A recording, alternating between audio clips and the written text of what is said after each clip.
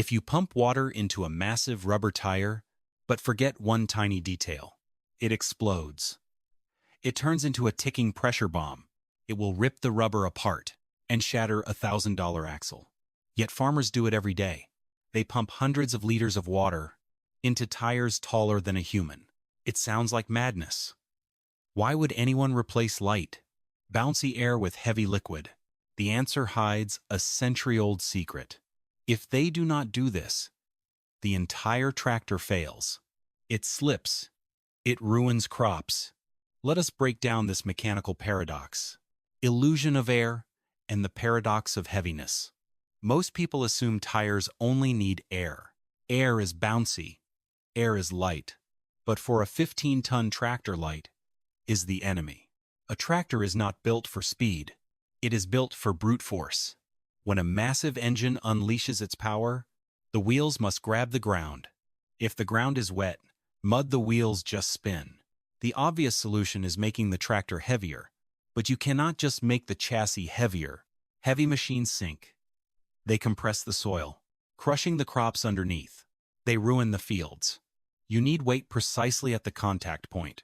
But why did engineers not just build heavier tires in the factory? Historical scars and the silent liquid revolution. In the 1930s, horses. Retired farmers bought powerful gasoline tractors. But they had a massive problem.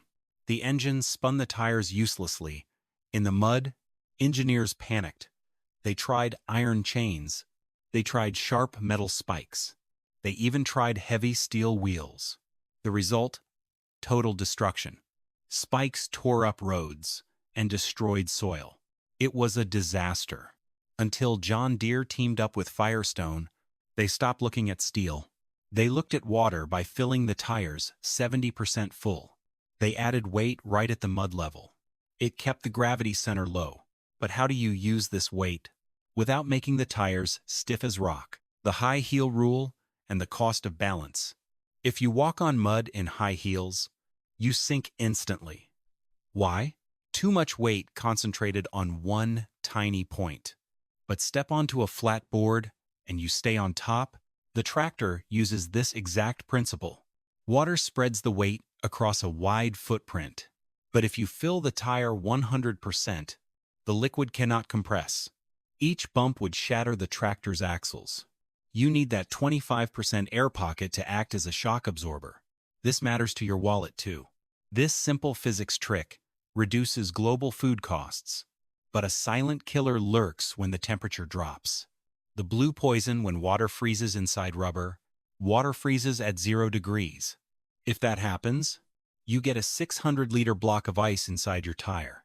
It will tear the rubber apart. The solution is simple salt, but not table salt. Engineers mix the water with calcium chloride. It lowers the freezing point to -30 degrees. Winter solved problem. Over? Not quite. Calcium chloride is highly corrosive. It eats steel wheels from the inside out. A tiny leak destroys a $1,000 wheel rim. You must paint and seal the metal perfectly. Chemical balance keeps the machine alive. But is this raw physics solution really better than expensive? Modern tech. The revenge of raw physics. And the final answer, modern manufacturers offer expensive alternatives. Cast iron weights, polyurethane foam, high-tech sensors, but iron costs thousands of dollars. Foam makes the ride incredibly stiff. In the end, simple physics wins. Water is cheap. Water is adjustable. By using a basic valve at the 12 o'clock position, farmers pump in cheap weight, precisely where it belongs. No computers, no microchips, just gravity, water, and salt.